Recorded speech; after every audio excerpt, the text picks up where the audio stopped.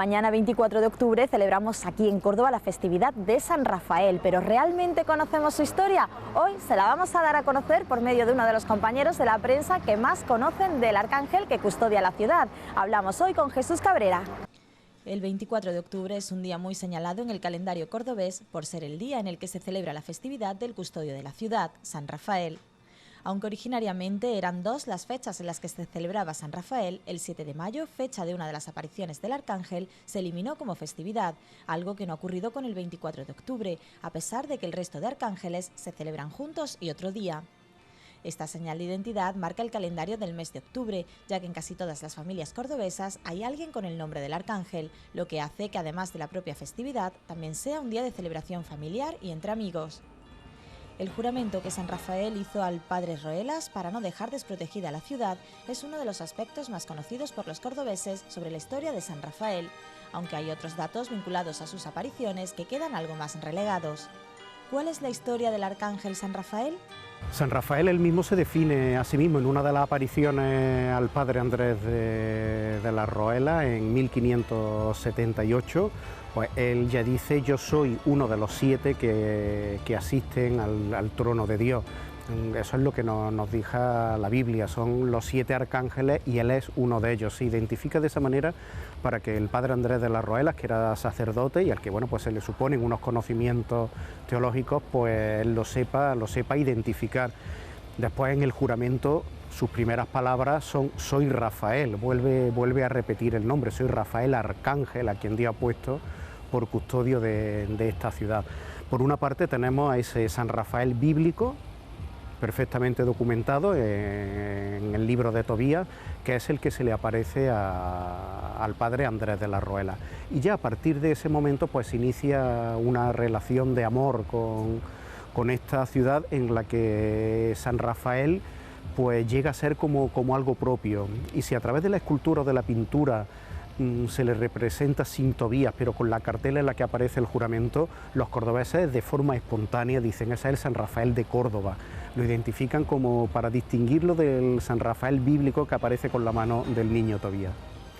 Pues el juramento que sigue vigente hasta el día de hoy. Ese juramento ocurre en la madrugada del 7 de mayo de 1578, ya la última de las apariciones al padre Andrés de la Roela, y le jura por una parte que él es el custodio de la ciudad, y le jura también la autenticidad de un sarcófago con restos, con reliquias, que había aparecido 3 años antes en la iglesia de San Pedro y sobre el que había una serie de disputas, y que después el Concilio de Toledo pues acaba decretando la autenticidad como la reliquia de los mártires. Por lo tanto, se liga de forma indisoluble la devoción a San Rafael con la devoción a los santos mártires de Córdoba, quizás la médula de la religiosidad popular cordobesa. Y en ese momento, a finales del siglo XVI, pues ya comienza a expandirse esa devoción, que por una parte acaba pues construyéndose la iglesia del juramento, pero cuando empieza a construirse la iglesia del juramento, que en toda lógica debería llevar el nombre, y así lo conocemos popularmente como iglesia de San Rafael, ocurre que en aquel momento en Córdoba ya había otra iglesia de San Rafael, que es la del convento de Puerta Nueva, y por lo tanto se le acabó poniendo la iglesia del juramento, que yo creo que allá es donde radica la esencia y el origen de toda esta historia, porque la iglesia se construyó sobre la casa en la que vivía Andrés de la Roela. El fondo de la iglesia, donde está el altar mayor, la imagen de San Rafael, y la sacristía, esa es la zona correspondiente a la casa donde vivía Andrés de las Roelas, que se entraba por la calle, precisamente por la calle Roelas, no se entraba por la plaza de San Rafael, y ahí fue donde, según la historia, ocurrió la aparición.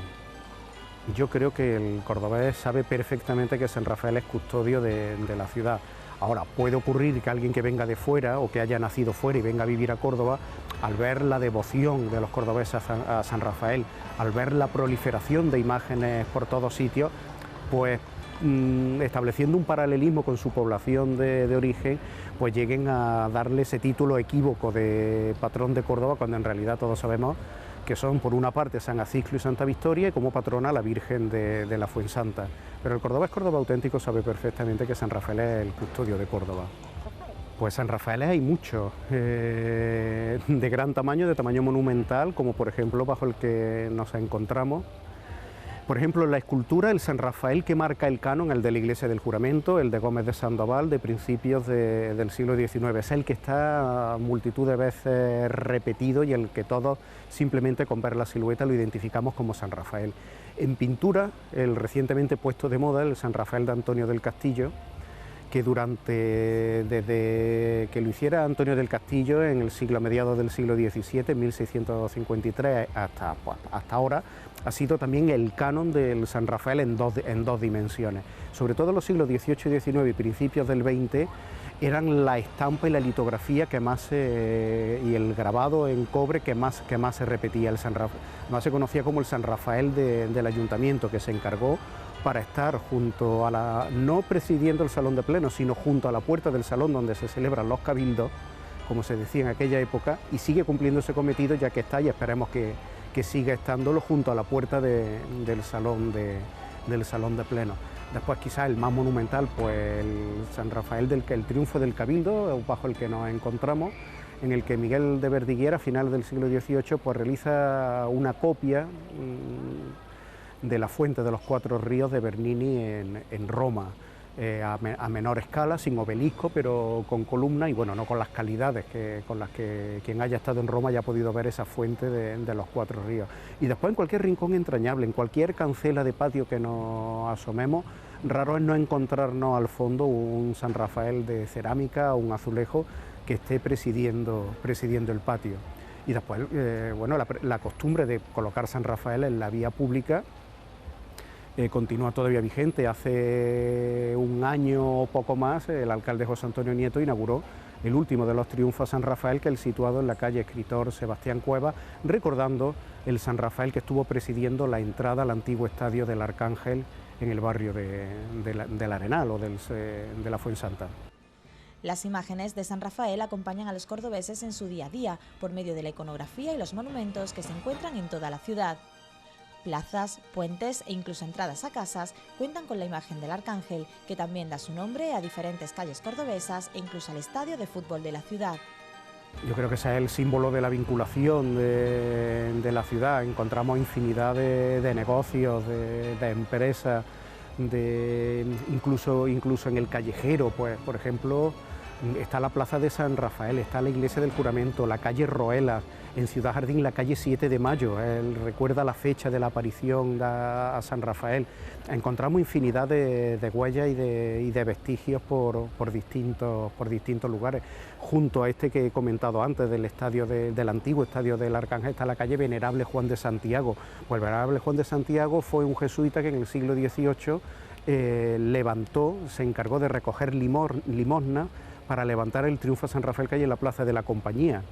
Es decir, que la geografía rafaelina es bastante extensa en la ciudad.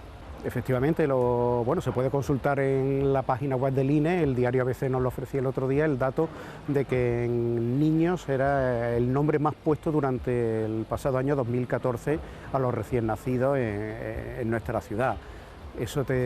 Ahí estamos viendo que no es una decisión de una persona, una decisión de un organismo político, de un grupo reducido, sino el que los padres libre y voluntariamente deciden que su hijo se llame Rafael y que sea pues el nombre más puesto a cualquier otro nombre que esté de moda.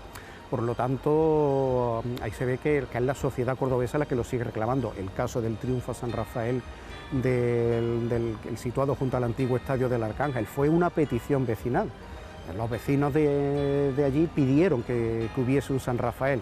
Es decir, que en la sociedad cordobesa, cuando hablamos de San Rafael estamos hablando de algo muy importante.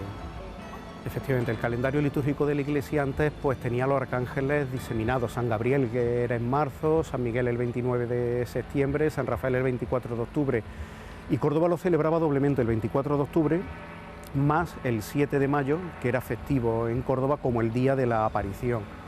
Pero con la reforma litúrgica que hubo a mediados del siglo pasado, un mismo santo no podía estar duplicado, no podía tener dos celebraciones. Todas las de los arcángeles se agruparon en el 29 de septiembre y desapareció la del 7 de mayo. En aquel entonces el Obispado de Córdoba peleó y bastante ante Roma para conseguir que en Córdoba se concediera el privilegio de seguir celebrándolo en su fecha antigua del 24 de octubre. La fecha más auténtica, la fecha más cordobesa es la del 7 de mayo, que es la de la aparición al padre Roela, que es el origen de todo esto de lo que estamos hablando.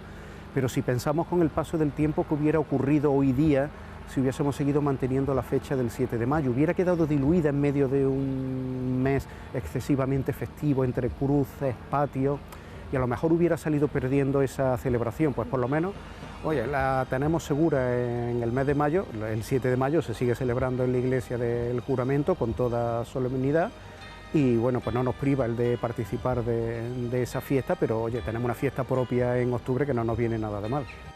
Rafael ha sido un año más el nombre que más se ha elegido para nombrar a los bebés cordobeses, dejando de manifiesto que la unión del arcángel con la ciudad perdura y sigue viva. Además, su relación con las reliquias de los santos mártires es otro de los aspectos que hay que destacar de la historia de San Rafael. Protector y custodio, este arcángel abraza con sus alas a Córdoba, por la que vela y a la que protege.